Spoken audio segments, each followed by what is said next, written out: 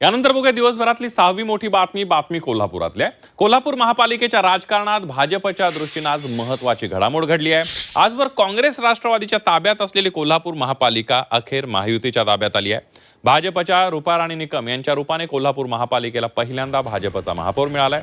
त्यांनी काँग्रेसचे उमेदवार सचिन शेंडेंचा 46 विरुद्ध 35 मतांनी पराभव केलाय। आजवर कोल्हापूर महापालिकेवर काँग्रेस राष्ट्रवादी काँग्रेसची सत्ता होती, पण ही सत्ता उलथवून लावत महायुतीने सत्ता काबीज केली। त्यामुळे भाजपसह शिवसेनेच्या नेत्यांनी आनंद व्यक्त केला। भारतीय जनता पार्टीचे महापौर रुपाराणी निकम या आता महापौर म्हणून आणि उपमहापौर म्हणून अक्षय जरग यांची मताधिक्यानं निवड झालेली आहे।